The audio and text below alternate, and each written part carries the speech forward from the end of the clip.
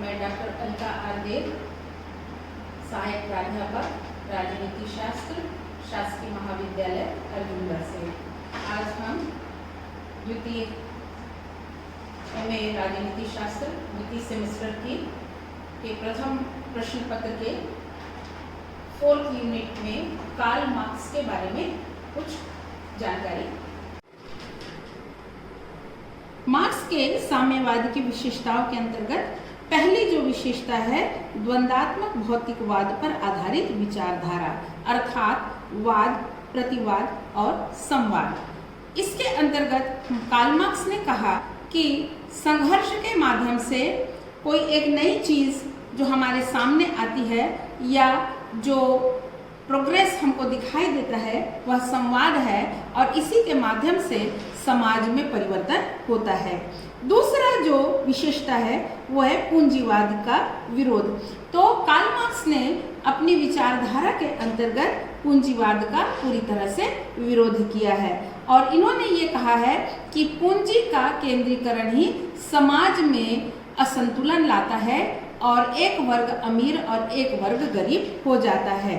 तीसरी जो विशेषता है उसके अंतर्गत इतिहास की आर्थिक व्याख्या पर आधारित इन्होंने व्यवस्था दी है।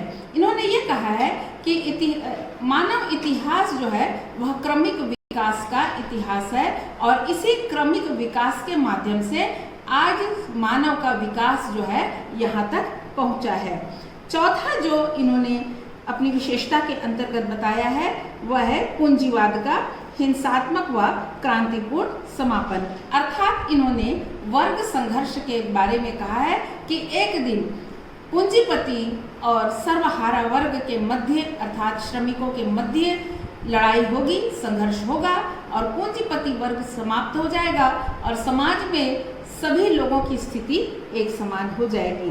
पांचवा जो विशेषता इन्होंने दी है वो है प्रजातंत्र को पूंजीवादी द्वारा श्रमिक का शोषण बताया गया है। इन्होंने ये कहा है कि प्रजातंत्र के अंतर्गत श्रमिकों का पूर्ण विकास नहीं हो पाता बल्कि यह लोगों का शोषण करने का एक यंत्र है या यह कहिए कि शासक वर्ग का एक सम्मिलित प्रयास होता है जो लोगों का शोषण करता है। छठवीं विशेषता जो इन्होंने बताई है वो है धर्म को जनता का अफीम बताया है। कार्ल मार्क्स के अनुसार से यह है कि धर्म जो है वह जनता को इतना नशे में धुत कर देता है कि जनता सोचने और समझने में अक्षम हो जाती है और वह पूरी तरह से धर्म के गिरफ्त में हो जाती है। सातवीं बात जो इन्होंने अपनी विशेषता के अंतर्गत बताई है वो है अंतर्राष्ट्रीय साम्यवाद से आंदोलन। यदि संसार में सभी जगह साम्यवाद की स्थापना हो जाए तो राज्य विहीन और वर्ग विहीन समाज की स्थापना होगी और लोगों का किसी प्रकार से कोई शोषण नहीं हो पाएगा और हर जगह एक जैसी व्यवस्था होगी। आठवीं बात जो इन्होंने कही है वह है वर्ग संघर्ष आवश्यक है। तो इन्होंने वर्ग संघर्ष की पैरवी करते हुए यह कहा है कि समाज में वर्ग संघर्ष होगा और पूंजीपति वर्ग समाप्त हो जाएगा और सर्वहारा वर्ग का शासन पूरे संसार में स्थापित होगा। नवीं बात जो नवी जो विशेषता है वह राज्य एक अंतरिम संस्था है। तो इन्होंने राज्य को एक अंतरिम संस्था या व्यवस्था बताई है जिसके अंतर्गत लोगों को एकत्रित करके एक राज्य के रूप में इकट्ठा किया जाता है और इस व्यवस्था को वो अच्छा नहीं मानते हैं। उनका ये कहना है कि सबल जो है वह हमेशा निर्बल के ऊपर शासन करता है। इस प्रकार से पूंजीपति वर्ग जो है वह मजदूर वर्ग का शोषण करता है। 10वीं विशेषता जो इन्होंने बताई है वह है अतिरिक्त मूल्य के सिद्धांत से पूंजीवाद को स्पष्ट किया है। इन्होंने ये कहा है कि पूंजी लोगों के जेब में कैसे जाती है और लोग पूंजीपति कैसे बन जाते हैं। तो इन्होंने ये कहा कि अतिरिक्त मूल्य के सिद्धांत के अंतर्गत अतिरिक्त मूल्य लेकर के पूंजीपति अमीर बन जाता है और गरीब को उसके मजदूरी जो है वो बराबर नहीं मिल पाती है। जैसे मान लीजिए किसी वस्तु का मूल्य 80 रुपए है, मजदूरी 70 रुपए है, तो यहाँ पर पूंजीपति जो है 50 रुपए मजदूर को देता है और 20 रुपए अपनी जेब में डाल लेता है। तो इस तरह से पूंजीपति जो है वह अमीर होता चला जाता है। और 11वां जो इन्होंने अपनी सिद्धांत के अंतर्गत विशेषता बताई है वो है साम्यवाद से वर्ग और राज्य विहीन समाज की स्थापना होगी।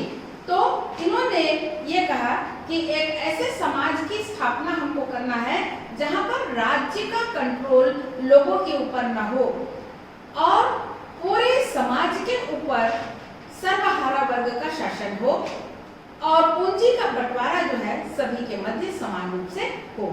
तो इस प्रकार से इन्होंने अपने सिद्धांत के अंतर्गत विशेषताएं दी हैं। अब हम आते हैं कार्ल मार्क्स के साम्यवादी सिद्धांत की आलोचना की ओर। जिस तरह से कार्ल मार्क्स के सिद्धांत के प्रशंसक हैं उसी तरह से आलोचक भी हैं। कुछ आलोचकों ने यह कहा है द्वंद्वात्मक भौतिकवाद का सिद्धांत गलत है, अर्थात संघर्ष से परिवर्तन होता है। तो कुछ लोगों का यह मानना है पत्थर तो पत्थर ही रहता है, उसमें किसी प्रकार का कोई परिवर्तन नहीं आता। हाँ, यदि हम बाहरी शक्ति के माध्यम से यदि उसमें किसी प्रकार का चेंज लाते हैं तो भी वो पत्थर ही रहता है। तो इस प्रकार से द्वंद्वात्मक भौतिकवाद के सिद्धांत का यहाँ पर आलोचना की गई है। दूसरी जो आलोचना है वह है आर्थिक शक्तियां ही इतिहास का निर्माण नहीं करती हैं।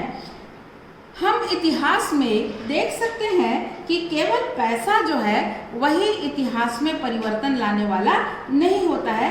अन्य बहुत सारे ऐसे बाह्य शक्तियां होती हैं जो समाज में परिवर्तन लाती हैं, इतिहास में परिवर्तन लाती हैं और इस तरह से केवल आर्थिक रूप से ही परिवर्तन को स्वीकार करना गलत होगा। तीसरी जो आलोचना लोगों ने की है वो है मूल्य केवल श्रम से निर्धारित नहीं होता है। तो वास्तव में यदि हम ये देखें तो यह सिद्धांत जो है वह मांग और पूर्ति के सिद्धांत के ऊपर आधारित होता है।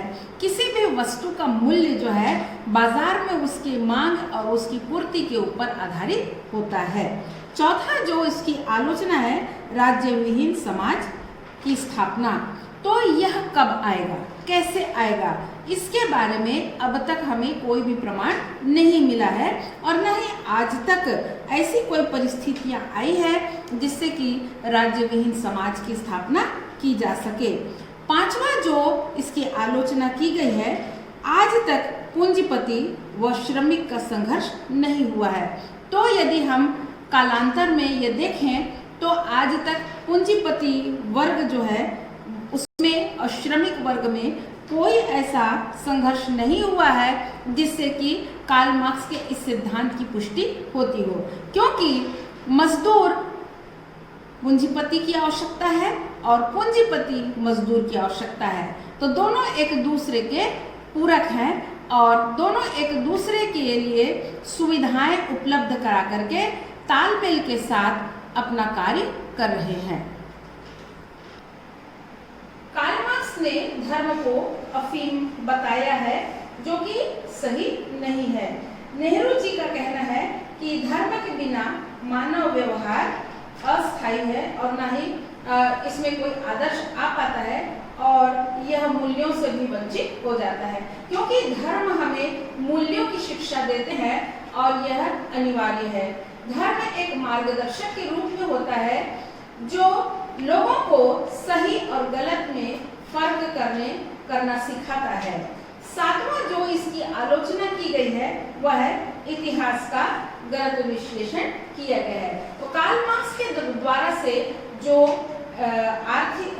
ऐतिहासिक विवेचना की गई है तो वो पूरी तरह से अर्थ के ऊपर अर्थात आर्थिक व्यवस्था के ऊपर आधारित है। तो इतिहास का इस तरह से विवेचन जो है वो भी गलत है। आठवां जो इसकी आलोचना की गई है वह है कि यह प्रजातंत्र को विरोधी मानता है। जबकि प्रजातंत्र के अंतर्गत यह सही है कि कमियां हैं अन्य शासन व्यवस्थाओं की अपेक्षा, पर अन्य जो व्यवस्थाएं उसमें और भी ज्यादा कमियां हैं। तो उन सारी चीजों को देखते हुए संसार यही मानता है कि प्रजातंत्र जो है वह सबसे अच्छा तंत्र है। परंतु कार्ल मार्क्स जो है प्रजातंत्र को भी एक सम्मिलित शोषण की संस्था मानता है। नौवां जो इसकी आलोचना इनके द्वारा से आलोचकों के द्वारा से की गई है वो है हिंसा का समर्थन। तो हिंसा कभी भी उचित नहीं है। इससे या तो देश में अव्यवस्था पैदा हो सकती है, लोगों का जीवन जो है वो दुर्भर हो सकता है। तो हिंसा कभी भी उचित नहीं है। 10वां जो इसकी आलोचना की गई है वो है साम्यवाद अंतिम लक्ष्य नहीं है। तो साम्यवाद को कार्ल मार्क्स जो है वो अंतिम स्थिति बताते हैं जो कि उचित नहीं है। और हम इनके सिद्धांत के अंतर्गत द्वंदात्मक भौतिकवाद के अंतर्गत वाद प्रतिवाद और संवाद के अंतर्गत यदि हम देखें तो हम ये पाते हैं कि वाद जो है वह आगे चल करके संवाद में बदलता है और संवाद जो है पुनः वाद के रूप में परिवर्तित हो जाता है। तो यह संसार जो है वह परिवर्तन के माध्यम से ही चलता है, किसी एक जगह जा करके रुकता नहीं है। 11वां जो इसकी आलोचना की गई है वो है साम्यवाद राष्ट्रवाद से पराजित हो गया है। साम्यवाद को ही अंतिम स्थिति मानना उचित नहीं है, क्योंकि राष्ट्रवाद जो है वह भी अपने आप में एक बहुत बड़ी विशेषता होती है और किसी भी राष्ट्र की उन्नति, किसी भी राष्ट्र का स्थायित्व जो है राष्ट्रवाद के माध्यम से आता है। यदि राष्ट्रवादी न हो तो राष्ट्र का भी समापन हो जाएगा।